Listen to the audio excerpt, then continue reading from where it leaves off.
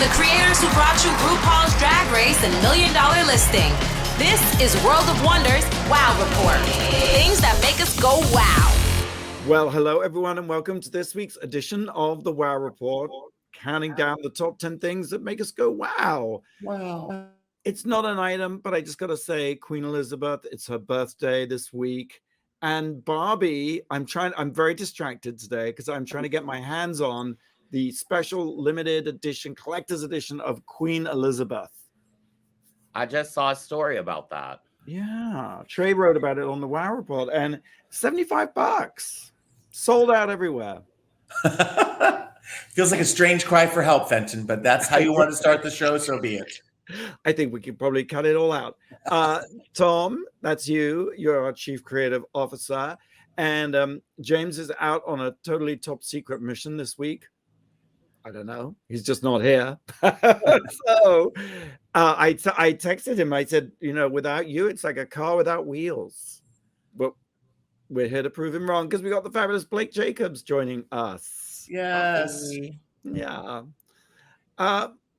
Should we start with the countdown? We start at number 10 and then we work our way down to number 1. Yes. Hopefully. Tom. Number 10. Number 10. Netflix is in the news, and not for the usual reasons. Netflix changed the world, disrupted the way we consume movies, television, everything. There was a time on the Wow Report like 4 or 5 years ago where we had like a whole Netflix and chill episode because it was so new and so sexy and we're all trying to discover it. My friend Mike Lombardo, who was the head of HBO at the time, messaged me like, that was like a damn infomercial for Netflix. And it was, because we're all so excited. But it always seems, and listen, I think Netflix may be too big to fail, and I think they're going to be fine. But finally, a chink in the armor, which makes it newsworthy. They announced that they, for the first time ever, had lost like 200,000 subscribers. And they're anticipating losing a couple of million more, and stocks, temporarily at least, dropped. And it makes you sort of reevaluate everything because Netflix is the golden boy and the place everybody wants to be. And, they made these huge Shonda Rhimes deals, these huge Ryan Murphy deals. And they were basically said at one point, and wisely, they were like, we have more money than everybody, studios, lawyers, agents, our way or the highway. Well, since then, many competing, streaming services have popped up. We happen to love Paramount Plus because RuPaul's Drag Race All Stars is on it. I find personally, I end up watching a lot of HBO Max. I don't know why. They're hitting my sweet spot. But Apple seems to be winning the blue chip kind of game. They just won the Oscar for Coda. So, yeah. And just the buzz around Netflix and creative people, this isn't even directly World of Wonder, is that a lot of people who have hit shows on Netflix now or had former hit shows were basically being told that if they pitched that same hit show, Netflix hit shows today, it wouldn't have been greenlit. That the algorithm has changed its need. And, it's back to the old days when networks, the 3 networks dominated everything. You had to have shows that like engaged 70% of America. Yeah. And it feels like it's getting that way at Netflix and that there's less room for niche. I feel bad for Netflix having to be all things to all people all the time because that is not a recipe for success in today's world. I'll admit I was one of the many 200,000 people that quit my subscription. Ooh. What made you make that decision? Well, I just watch other streamers more. I love Wow Presents Plus, and I love Discovery Plus, and I love Peacock, and I just never watch Netflix. And if I do, I could watch it on my roommate's account, which I think is still legal since we live in the same house. Oh, I don't know. I'm going to have to send the Netflix police. You bring up another very good point.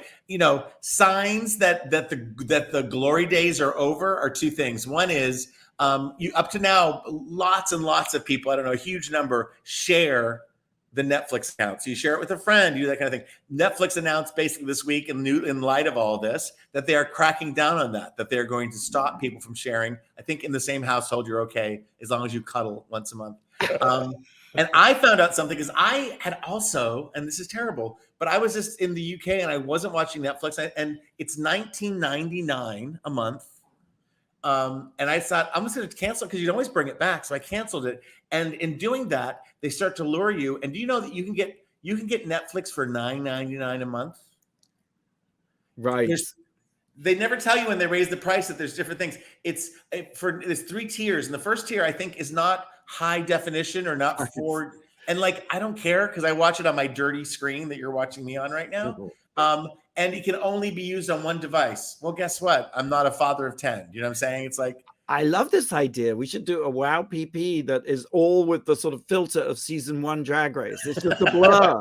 And that would be like $1.99. Yeah. Well, and that's another contention with a lot of subscribers is that there might be a new tier with ads. Yes. And they were always dead set on not ever having ads.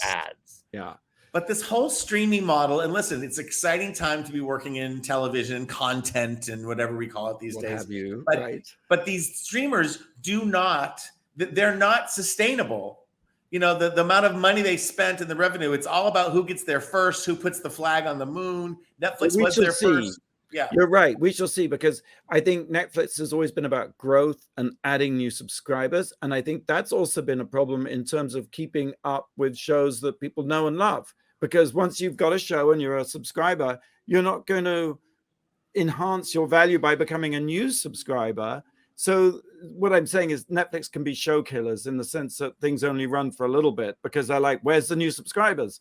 But Tom, I will tell you, and I'm sure you know this, CNN Plus this morning just shut down completely. Completely. No, so names are all over the place right now. Who would have thought? Who would have thought? Right? In space, no one can hear you stream. Yeah, they launched a month ago and they're already kaput. Yeah, that's crazy time. We're about to deliver a development. I'm not quite sure what we do. So we'll see. Watch this space. All right, number 10, Netflix. Number 9, Blake. Number 9. I want to talk about British slang words. I've been watching The Real Housewives of Cheshire on Discovery Plus. I love it. And this is, on Radio A&D, a housewife place, so perfect spot. They have all these slang words that sometimes I have to look up. Fitton, what is taking the Mickey out of me? It's taking the piss. It's taking the piss, making fun of you, taking the Mickey. Okay. And I asked someone what the difference between taking the Mickey and the piss out, and they said Mickey is just like a more family-friendly way of saying taking the piss out. Yeah. Okay. What about they say this always. They always say this, having a row. We're having a row. A fight. Yeah. Yeah. A brawl. Fight. Having a row. I mean, what would a housewife show be without a row? Exactly. Slagging me off. Oh, I guess yes. Just like talking shit. Talking shit. Yeah. Shade. Knackered. My mom used to say that, rest in peace. She used to say, I'm knackered, which like. Is that drunk? She often That's what was. I thought. Bless her. She often was, but she meant exhausted. And my mom would also say, not knowing what it means, oh, I'm totally shagged. And like, I don't know if my mom had been shagged in a few years. So, but she shagged and knackered. She was like, love those. God bless your mom and all the moms who are always snackered, taking care of us, Getting shagged. Effing and jeffing. How dare you? I have no idea what you're talking about. What is effing and jeffing? Well, I don't know. Salty? Yeah. Sparring? Well, yeah, you're kind of like going back and forth with your friends, or I'm not really sure. And the jeffing? What are you doing when you're jeffing? I don't think it's like effing and jeffing. I think it's like, like being uncouth, like loud. You're effing and they were effing and jeffing over there. For any UK listeners who watch us on YouTube, please in the comments tell us what effing and jeffing means to you. Last one, and I learned this one from Bravo. It was on Below Deck. They had an English deckhand who has since gotten fired, unfortunately, but he called this girl a sket. Do you know what? Sket? Yeah, SKET. Well, what else do they call girls? It must mean she's a whore. It did. Yeah, that's what it means. Oh, There's so many words for whore. You know, there's that. I think there's that. What's the one running up the hill? What's the name of that artist? Kate Bush. Kate Bush. Doesn't Kate Bush have a song called 50 Words for Snow or something? And it's all these different languages. I think we should do 50 words for whore. Just an idea. Just an idea. With love. Slag. There you go. Slag. Can only think of one. Some of my best friends are whores, and some have called me a whore, so I'm not saying that in any It's a kind good of word. Yes. I heard recently that whore stands for work hard or risk eviction. That's the best takeaway of all. Thank you very much. That is. Gosh, we should do more updates on British slang. Thank you, Blake. Number 8. Number 8. Shanghai surprised. Did you know that Shanghai, a city of 26 million people, has been on lockdown since April 5th? I've read a not little just bit. I don't go deep because it sounds too depressing. It is really dark. I just went deep, and there are videos. We'll post them on the Wow Report. There's videos of the one I found most fascinating is robotic dogs running around barking instructions at people to remain indoors. And when I say lockdown, it is a total lockdown. You are not allowed to leave your apartment. All the shops are closed. All the supermarkets are closed. You cannot get food. It is a shit show of epic proportions. There are also videos online of people just screaming from their skyscraper residences. You just howls of distress. It sounds like the zombie apocalypse. It's really terrifying. And I've been struggling to understand how, with Omicron, you know, this highly infectious but essentially flu-like version of COVID that doesn't kill you if you've got your shots. It's not nice, but how you would justify locking down an entire city to such a dramatic extent. I mean, people are not able to get food, you know, even online, you know, ordering online, there's no one to deliver it. And they have to form groups and buy bulk that comes in from other cities. The whole supply chain has broken down, and these people are going insane. And this is still Omicron. It's not a new variant, as far as we know. It's Omicron. And I thought that there must be more to this than meets the eye. And I happen to know a teacher who lives in Shanghai. And I was asking, I said, what is this all about? Well, it's got nothing to do with Omicron. Xi Jinping, who is up for lifetime presidency later this year, is seeking to assert his total control over China. And Shanghai has been somewhat disobedient in terms of the zero COVID approach. And Shanghai's philosophy lies, at some point, live with the virus, like we're all doing, you know? And so this is a power move by Xi Jinping to suppress all dissent and to extend his power and control. They were given 3 hours. 26 million people given 3 hours to lock down. There are people trapped in supermarkets. There are people trapped, kids trapped in schools, families separated. It's an insane situation, but it's a really brutal power grab or power assertion of power. Yeah. It's absolutely fascinating. And I'm sort of surprised that, I mean, yes, you can find out about this, but it isn't a story that's getting much play, I wouldn't have said here. And I was just so fascinated to hear this. He's an English teacher in Shanghai, and he was talking about the fact that this is what it's really about. And it's about punishing Shanghai for having their own ideas about how they were going to do things. And really, the lockdown is really punitive. And yet, there are people in America who almost had that same reaction to our policies. You know what I'm saying? It's funny. It's horrific in China, and it was not horrific here, but people had the overreaction of America. I'm sort of saying, you know, like, oh my God, these horrible things. It's like, wasn't so horrible here. It was inconvenient, but it wasn't so horrible. And it was science-based, you know? But anyway. Well, yes, and I think, you know, to some extent, there was a point at which one was frustrated with people not wearing masks and not socially distancing, whereas China initially seemed to really have a handle on the whole thing by following those protocols. But now the situation is somewhat reversed, because I suppose it's a different disease at this point, So much happens in this world that does not enter our mainstream news feed. What can you say? It's a really fascinating beat, and if you can bear to watch the videos, you should. It's quite terrifying. All right, let's take a break.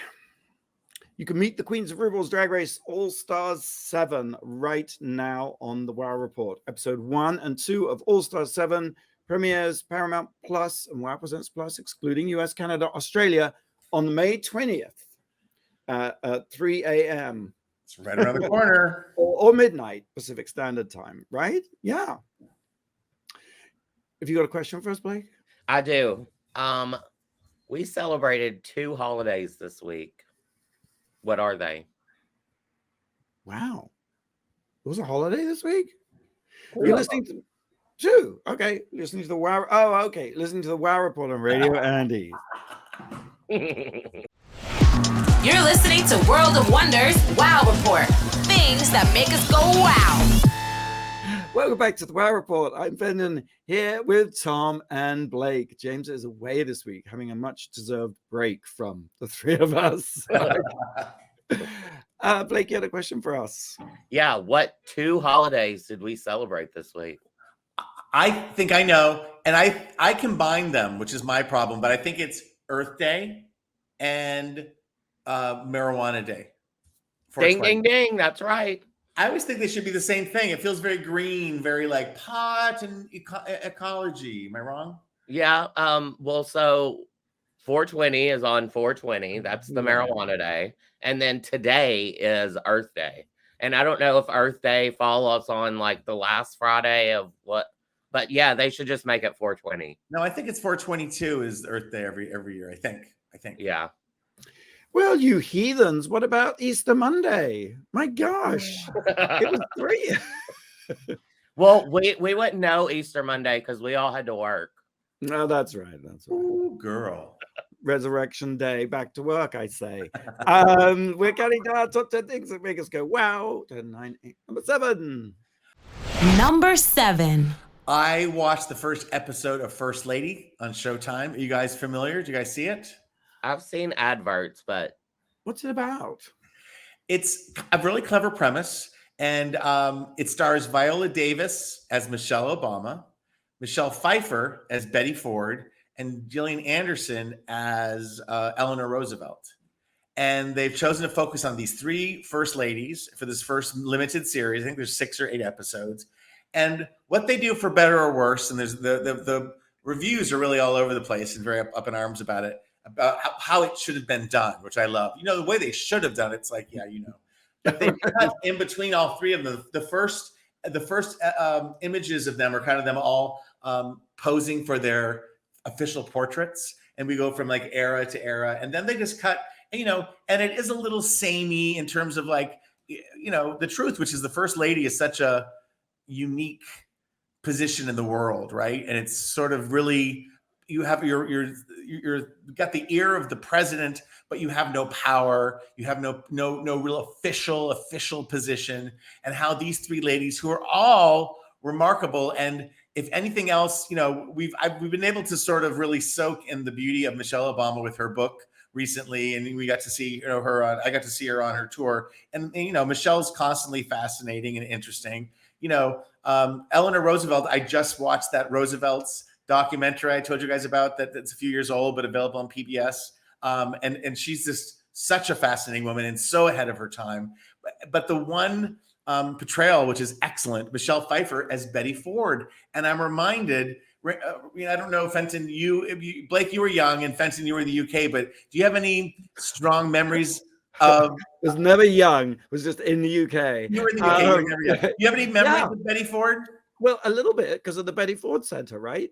Yes. That's all I know her from. I wasn't even alive when she was first lady. I just know the Betty Ford Center. Michelle Pfeiffer does this very good impersonation of Betty Ford, who is kind of very charming, but her blinks lasted a little bit longer and her lips were a little bit pursed. But she had on, even the fashions, I'm such a weirdo, but she had on that that sort of leather jacket with a Sherpa collar, like a big. It's just very 70s. But she was always so chic, and she had big bouffants.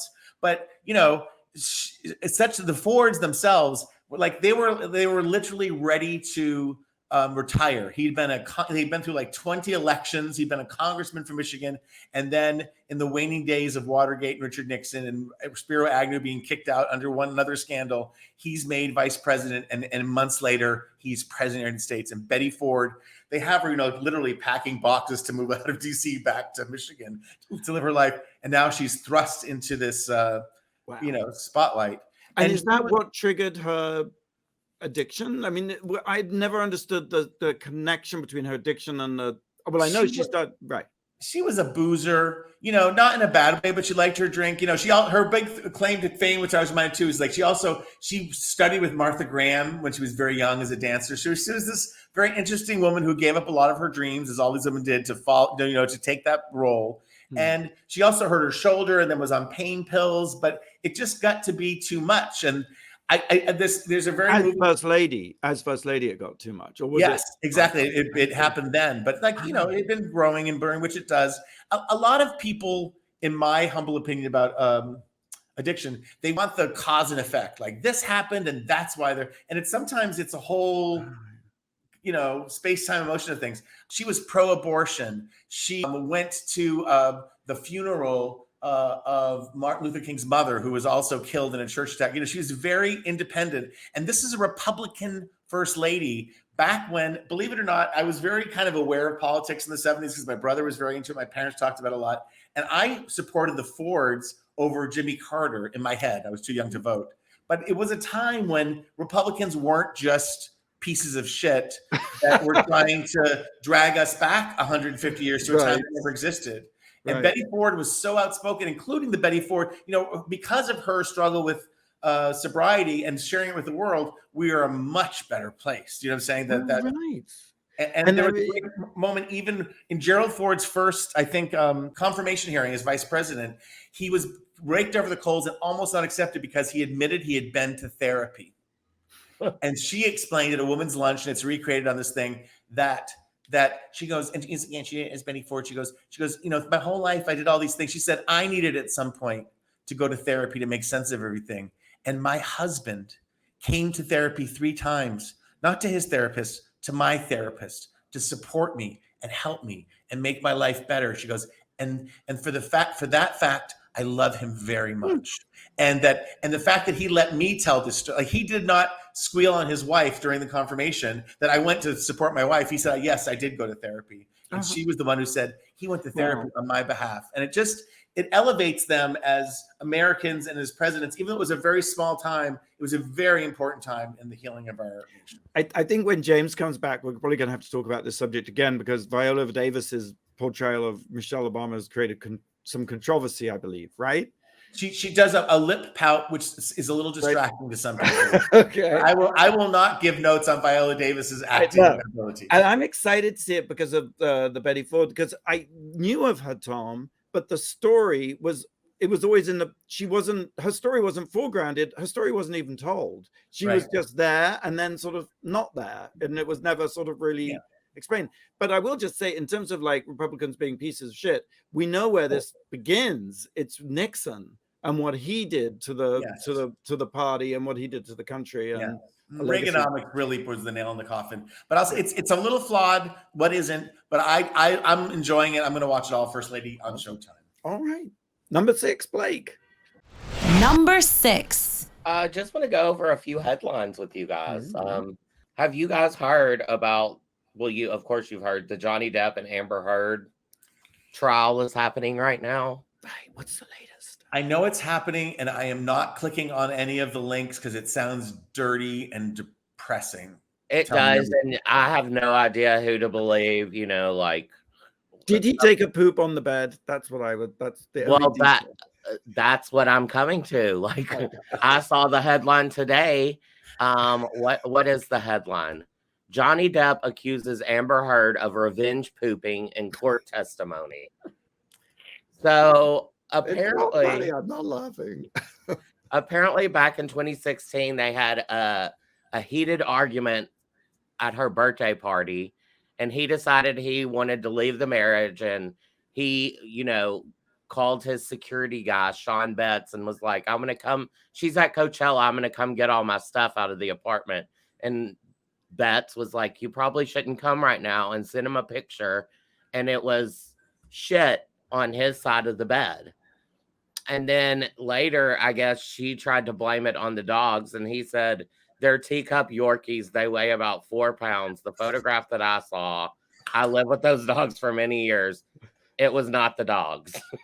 Where is James St. James? I mean, come on. He might be revenge pooping right now, for all we know. He may be busy because of that. I have to ask a very personal question, and you don't have to get into details, but I want an honest yes or no. Have you ever revenge pooped, Blake? No. Fenton? No. So not even like poop in a paper bag you set on fire and run or anything like that? Yeah, me either. I never thought of it until now, but now I'm trying to think of who I can get back at. What's this paper bag set on fire? There's some. Like What's that? Prank the kids do. They take like dog shit and put it in a paper bag. You set it on fire. You ring the doorbell, and people are like, "Ah!" And they try to put out the fire, and they just stomp on shit. Yeah. Okay, well, let's move on to another piece of shit. Rudy Giuliani. Did you see he was just on The Masked Singer? Yeah, I thought the judges walked out, so I assumed that they just cut it out of the show altogether. I guess it was fine. We heard about this back in February, I guess. And back then we heard that Ken Jeong and Robin Thicke both walked out. But apparently it finally aired this week. And we saw that Ken Jeong was the only one who walked out. Well, maybe Robin walked out later and they cut around it. Maybe so. But either way, like Nicole and Jenny were apparently just all for it. Yeah. I'm not sure that judges and people in the moment react quite the right way. I think, as we saw with the Will Smith thing recently, maybe people are just sort of too stunned to know what to do or something. He was the Jack in the Box, and his last performance was to Bad to the Bone, and he said, "Yeah, he sang. Yeah, he can actually sing." Oh, I don't know. I didn't watch the clip. I refuse. Right. Don't give him your clicks. But as for why he did the show, he said he had a granddaughter and he wanted her to know that you should try everything, even things that are completely unlike you and unlikely. Excuse me, I think I'm going to sneeze. Bullshit. Yeah. I think I'm going to revenge poop. Rudy Giuliani is a revenge poop. There, I said. Yes, there you go. All right, let's move on to number 5. Number 5. Devo, my favorite band of all time, as you might know. 50 years ago this week, it was their first gig. And there's a picture of them in a church performing, 6 people. I mean, it looks like nothing, but it was April the 18th, 1973. I didn't hear about Devo, I guess, until 1976. And it was an arresting moment. And I'm going to post the link on the Wow Report, because their performance of Jocko Homo, even listening to it now 50 years later, it's not really punk. It's abrasive. It's in your face. It's kind of chilling. It's sort of naff, but also scary, but also very cool. And I think in many respects, completely unequaled. And it's a funny time right now with, we've been talking a bit about Laurie Anderson and Oh Superman and these kinds of songs. But that Jocko Homo song, F me, it is a real, you know it, Tom? I don't know that particular song. I know like more of the Whip It and that the dance things. Yeah. How far after that was Whip It? That came like maybe 3 or 4 years after. 79. And it was their biggest hit. But Jocko Homo is their first thing, and it's very much sort of the what's the word? The manifesto. Are we not men? We are Devo. And Are we not men? D-E-V-O. Is that Jocko Homo? Yes. Oh, I know that song. I'm sorry. I didn't know the name. All right. And did you know that it comes from the Island of Lost Souls, where Charles Lawton is on the rock whipping the animals that he's doing all the surgery on, and they have to say, he says, what is the law? And they say, not to run on all fours. That is the law. Are we not men? That's where it Devo. comes from. The de-evolution of man. Is that what Devo stands for? Yes, exactly. They created this whole philosophy, and really they were about how the whole point of Devo was that one, evolution is real, and two, that humans, as much as we believe we are entitled and the sort of pinnacle of creation, we're actually basically destroying the planet. And so in 1973, that was a radical message. And there's a great interview with Mark Mothersbaugh, who is one of the founder members, on Vulture. We'll post the link. And he talks about Yokohama, and he talks about Devo. He's now a successful scores movies. He did, now I can't think of any of the examples of all the work he's done, but there's a lot. Tons, yeah. Yeah, tons and tons of stuff. I have to give a shout out to Jeff Lance, who I went to high school with. Yeah. I'm from a small town, 6,000 people, before MTV, when we had, we were just like parking in cow pastures and drinking beer. And he found out about Devo, and he turned us on to Devo. And we would go to like see bands that sounded like Aerosmith or sounded like REO Speedwagon. And after everything, he'd be yell. Some people would yell Freebird, he'd yell Devo, Devo. So that's our call, that's our calling card whenever we're together. Is like we just yell Devo, Devo. Well, it was very atonal, and it was very sort of industrial sounding. And absolutely, I knew I was the coolest kid in boarding school when I discovered Devo. Like, I mean, God knows how I even discovered it, but everybody was like, this is really scary stuff, It was, yeah, it's weird to be that age where something happens that feels like everything changed, like a paradigm change, a shift in the Earth's crust, a new dimension is presented. Oh, absolutely. And they were called punk, but they weren't really punk at all. They were in this completely different trajectory and different kind of space. And also, Tom, I'd just say, like, I think at that age, that's when you sort of adopt things because they help you identify yourself. That you associate with something because it actually says more about you than you can say about yourself. And it's a great way of scaring people, I suppose, or just making your mark. House of Love cocktails and mocktails are available for pre-order at houseoflovecocktails.com, as seen on the reunion, right, of Drag Race. Yes. Right? Yeah. Pomegranate lime vodka, tangerine margarita, watermelon vodka, my favorite, and strawberry daiquiri. Mocktail flavors, colada and ginger mule. Honestly, they're so good. They're really good. Yummy. Yeah. There's a little bit of love in every can, right? I can't wait to binge drink them at DragCon. Binge drink with responsibility, please, Blake. Thank you. Well, we can take a break. And when we come back, we'll carry on with our countdown of the top 10 things that made us go wow this week.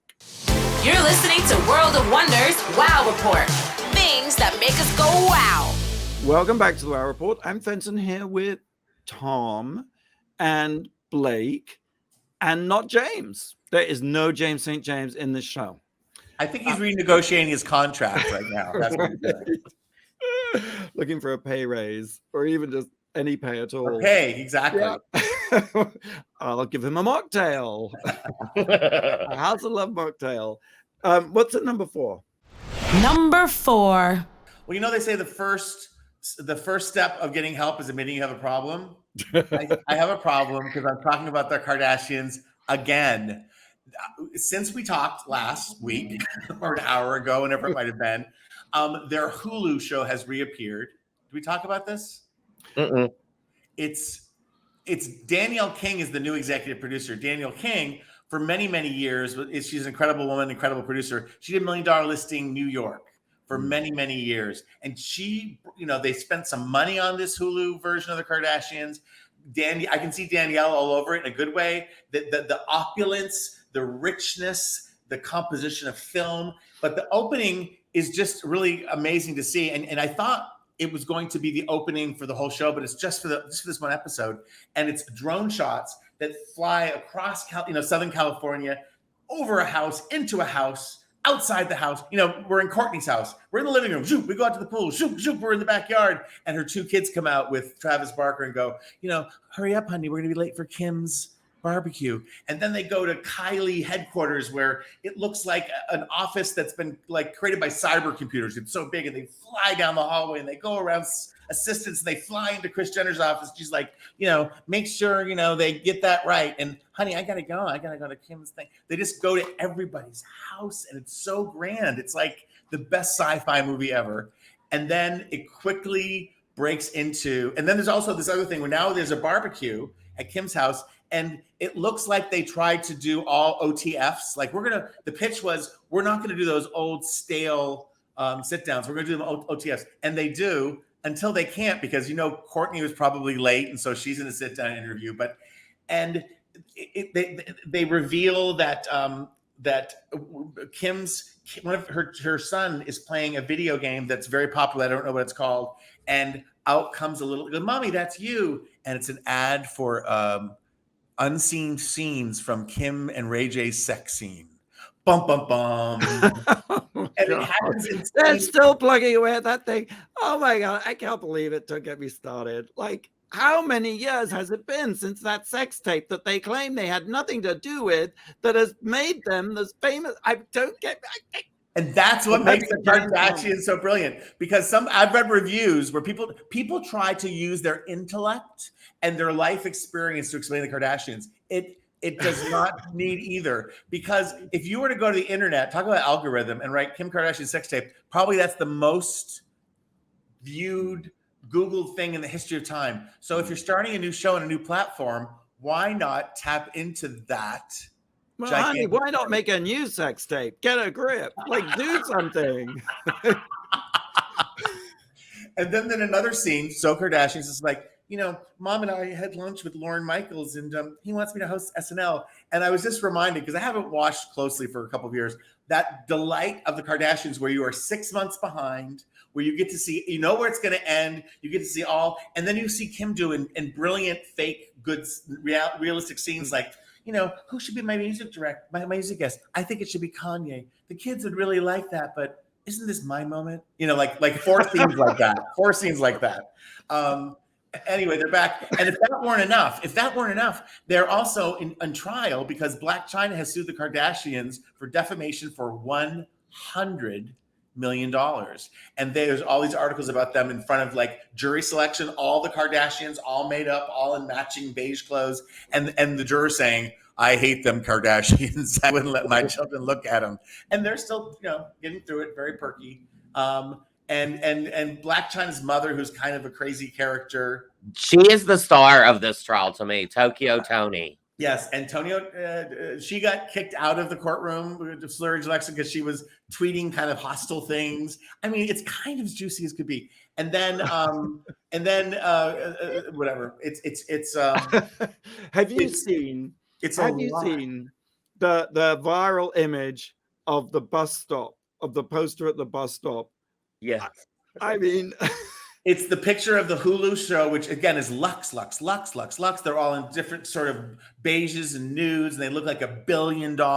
And on the side of a bus stop, and then face down, God bless the man, is this homeless guy or drunk guy who's passed out face down. And then people say LA in one shot. Nice. The rich people above and the homeless and suffering below. I realize I have a problem. I've admitted it. And it's like when I used to do more like alcohol and drugs, I used to think everybody partied, right? And now maybe I think everybody watches the Kardashians, but if I am able to break free, maybe I realize there's people out there that don't live and breathe by the Kardashians as I have been doing. Well, it does have a certain kind of genius in the sense that it just won't quit, right? Yeah. And it is a bizarre hybrid of real and fake, and it's an amazing thing. It is an amazing. You really can't compare anything to it. My theory is that pornography and reality TV are completely connected, and that one evolved out of the other. That's my theory. And so power to her doing the sex tape. Sex tape, yeah. Yeah. We need to do a sex tape, you guys. That's what this show needs. So many people have like crashed their cars just imagining that for a second listening to us. Let's surprise James with it next week. All right, that's the Kardashians. Keeping Up with the Kardashians. Is it the Kardashians or Keeping Up with the Kardashians? That's the Kardashians. The It's a Kardashians. totally different show. It's a totally different show. It's just Totally. Kardashians. On Hulu. Right. Okay. Number 3, Blake. Number 3. So remember Queen of Versailles? Yes. They had the documentary and they were building the huge Florida mansion. And dare I say Fenton was slightly obsessed, may I say? I had a problem 20 years ago, and then the financial crisis hit or something, and they had to scrap it, and it was sitting there for forever. Well, now there's a new show on Discovery Plus called Queen of Versailles Reigns Again, and it's Jackie Siegel finishing up the mansion.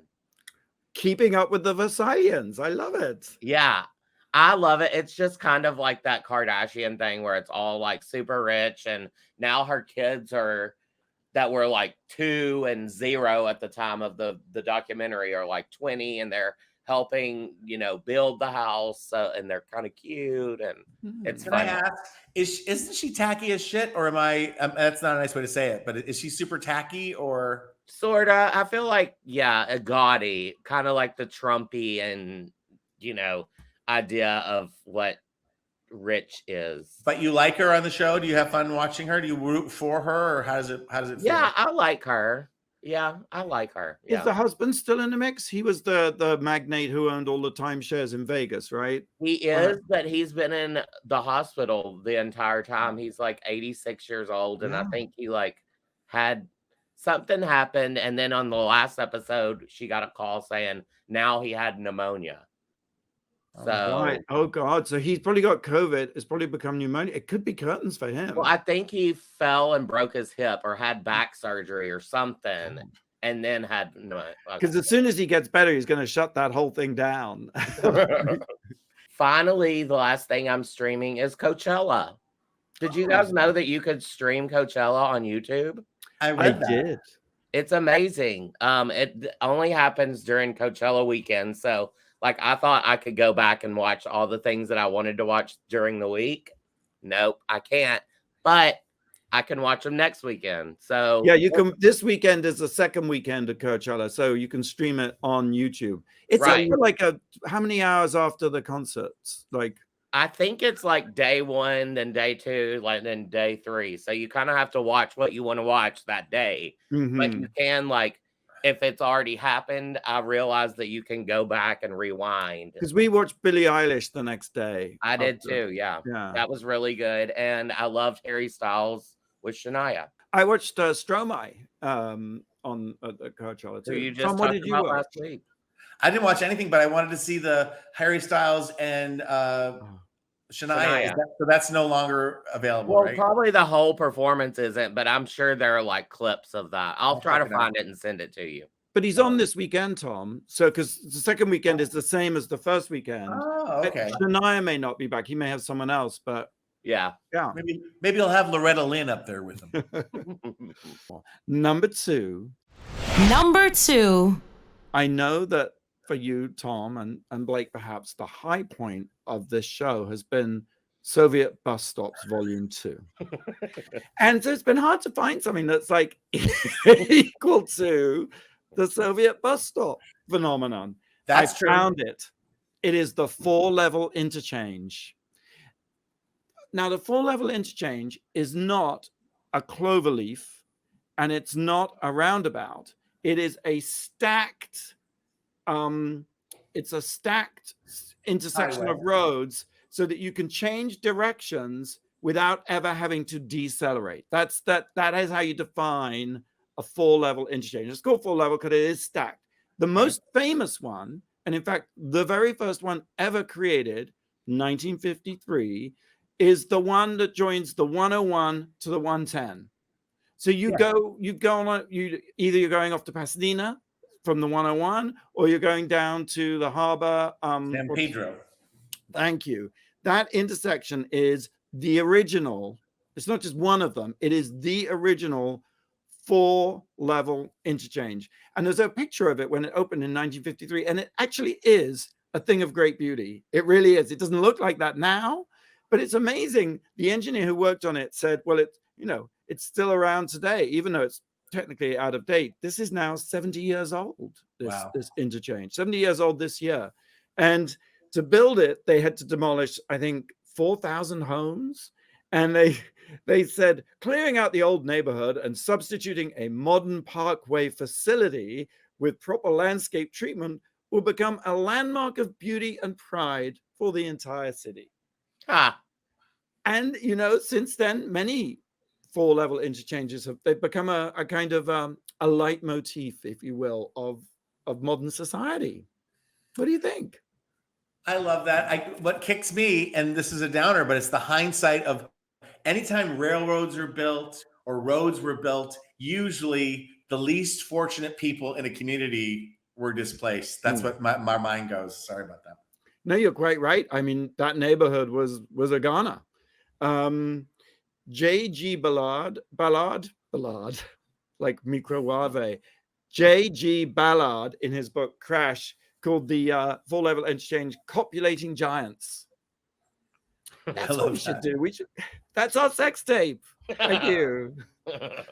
Not in our lifetimes, clearly, but in the 20th century now, like all that stuff was new, and LA transformed. Whenever I take anyone on a tour of LA, which I've been doing now for 30 years, I go up to Mulholland at night and I have them look at the San Fernando Valley and I say, before World War II, that was orange fields, and all you can see are lights and freeways and humanity. That was the American dream. That was every house with an orange tree in the backyard. The people from Brooklyn and Queens and wherever fled to California to have that American dream. And that's what it's pretty from far away. Up close, sometimes it's a little not so pretty. Yeah, you're right. But check it out next time you're heading down to 101. Check out that four-level interchange. Let's take one more break and then we'll come back with the number one thing that made us go wow. Drag Race España is on Wow Presents Plus right now, as is Why Are Humans from the creators of I can't recommend them both enough. Wow Presents I believe there's a new season of That's right. And we also have some pretty exciting shows coming, don't we, Tom? We do. We can't mention, but they're coming. Yeah. All right, we'll be right back. You're listening to World of Wonders Wow Report. Things that make us go wow. And welcome back to Wow Report. Fenton here with Blake and Tom. And we've reached number one. Number one. Got to talk about it. Today is the day. Tonight is the night. It's the grand finale of RuPaul's Drag Race, season 14. People say it's the longest season. It's not. It just seemed that way. No, there was a lot of twists and turns and non-elimination episodes. I didn't mind a bit personally as a viewer because I produce a show, but I'm also one of its biggest fans watching it. These queens this season were so lovable, so delightful, so talented, and so neck and neck that I didn't mind that they stuck around for a long time. And in keeping with that, coincidentally, we have 5 finalists for the first time. We've had 3 finalists. We've had 4 finalists. We have 5 finalists. And I think for the first time, looking at Twitter and talking to friends, people are like, I don't care who wins. Like they're all winners. I love them all so much. We have shot this already. There's little things. We did it on the stage of RuPaul's Drag Race Live, which is where the Vegas show plays 5 times a week with incredible queens. It's like, and we have a feature of that show within the show. You actually see this huge production number, which I'm proud to say came out looking so beautiful. And I don't know if you've seen it, but it's so. I have not seen it. It's going to make you proud. It just makes me tear up because I think of all the hard work from Leland, from Jamal, from RuPaul, from everybody. And I don't even begin to name all the people that came to make that little show a reality, which then exists in our other show that's on television for everybody to see it. It's just, it's corny and it sounds self-congratulatory, but it's truly like humbling. I thought Moulin Rouge was peak Drag Race experience, but I've heard everything I've heard about the reunion and the finale shot in Vegas is that it's like a whole nother level. Again, on top of that, I'm like, I don't know how you do it because you are such a big part of it. And Randy and Steven and Mandy and everybody at WoW, but it really is like, well, how was your time in Vegas? Did you do anything other than work like a dog? I'm trying to think. I went to RuPaul's Drag Race Live one night with RuPaul in disguise. That was fun. What did he wear? He just wore like his sweatsuit and his baseball hat and glasses. And he didn't have like one of those glasses with the nose. No, not yet. That's what he wears in the summer. I'm just teasing. But we did that. Rue saw a bunch of stuff. I kind of, we were working, I'm lazy, so we just sort of got it done. We ate the buffet at Caesars is open again, and we did that after the show wrapped, and that was kind of felt decadent because it felt like such the wrong thing to do during COVID. But has the buffet changed over like glass screens or no changing? We wore a mask as we went down. The buffet at Caesars is supposed to be the most profitable restaurant on the face of the earth, and it has so many food. Like it's like a city block of buffet. It's like you sort of have to pace yourself and catch your breath when you finally live the last thing. But Vegas was a blast. And what's also going to show, it's been announced and you talked about it, but there's also a teaser tonight during Drag Race's grand finale where we were crowned a winner of RuPaul's Drag Race All-Stars, All Winners, where we have 8 All-Stars who have all won a different season, and they come together to compete in a whole different way. And that's exciting. That happens May 20th. Blah, blah, blah. It's a lot of people who listen to us like Drag Race. I like to keep them informed, but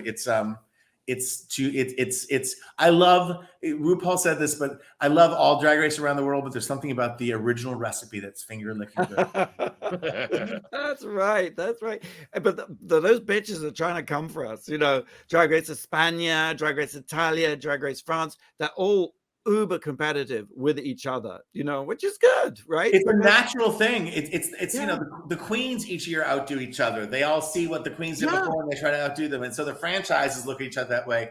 I think it makes for peak creativity. I love every second of it. I believe we need an all drag planet. We've got to get that sorted out. So. All right. Well, thanks for joining us. That's all we got time for this week. Thank you, Tom. Thank you, Blake.